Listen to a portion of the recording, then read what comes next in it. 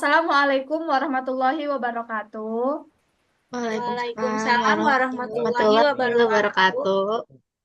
wabarakatuh. Kami dari kelompok 9 akan mempresentasikan hasil kerja kami yang berjudul Spektrofotometri Serapan Atom. Di sini saya sendiri sebagai Nazwa Akila Nasution. Saya sebagai Merliana Ananda Putri. Saya sebagai Takia Humaira. Saya Georelia. Saya Daryl Januar Pratama. Selanjutnya, mari kita lanjutkan presentasi kita.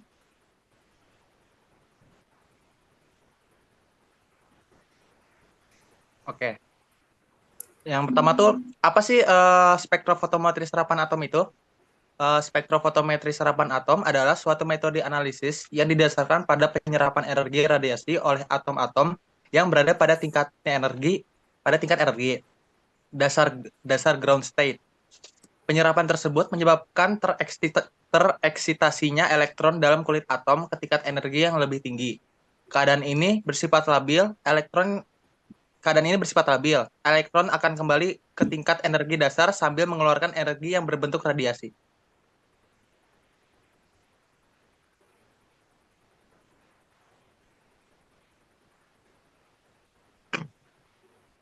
Oke, lalu apa itu analisis spektrofotometri? Analisis spektrofotometri adalah suatu metode kimia analisis yang digunakan untuk menentukan komposisi suatu sampel, baik secara kuantitatif maupun kualitatif, yang didasarkan pada interaksi antara materi dengan cahaya.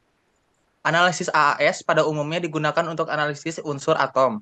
Teknik AAS menjadi alat yang canggih dalam analisis karena sebelum pengukuran tidak selalu memerlukan pemisahan unsur yang ditentukan karena memungkinkan penentuan suatu logam unsur dengan kehadiran unsur lain dapat dilakukan, asalkan katoda berongga yang diperlukan tersedia. Terus, apa sih prinsip dasar AAS? Sinar yang diserap disebut absorbansi, dan sinar yang diteruskan disebut emisi. Adapun hubungan antara absorbansi dengan konsentrasi diturunkan dari hukum Lambert-Beer yang menjadi dasar analisis kuantitatif secara AAS. Hubungan tersebut dirumuskan dalam persamaan berikut. Satu, hukum Albert. Bila suatu sumber sinar monokromatik melewati medium transparan, maka intensitas sinar yang diteruskan berkurang dengan bertambahnya ketebalan medium yang mengabsorpsi. Yang kedua, hukum Beer. Intensitas sinar yang diteruskan berkurang secara eksponensial dengan bertambahnya konsentrasi spesi yang menyerap sinar tersebut. Oke, untuk selanjutnya akan dijelaskan oleh Nazwa Akila.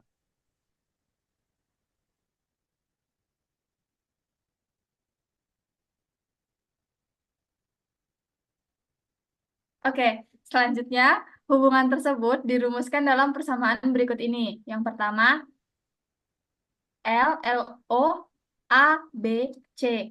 Log sama dengan A kali B kali C dan A sama dengan A kali B kali C. Pada persamaan tersebut menyatakan bahwa besarnya absorbansi berbanding lurus dengan kadar atom-atom pada tingkat energi dasar.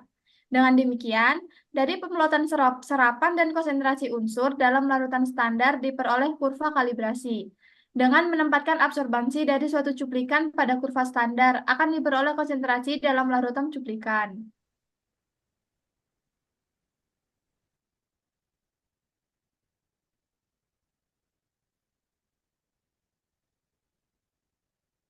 Berikut merupakan komponen-komponen AAS. Yang pertama itu ada lampu katoda berongga.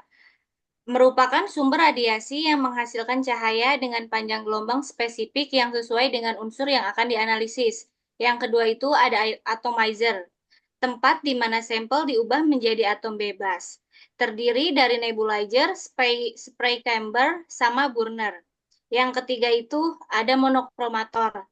Monokromator adalah alat yang memisahkan panjang gelombang cahaya yang dihasilkan oleh sumber radiasi, sehingga hanya panjang gelombang yang spesifik untuk unsur yang dianalisis mencapai detektor. Yang keempat itu ada detektor, merupakan untuk mengukur intensitas cahaya yang diserap oleh atom di dalam sampel. Yang kelima itu ada sistem pembaca data atau recorder.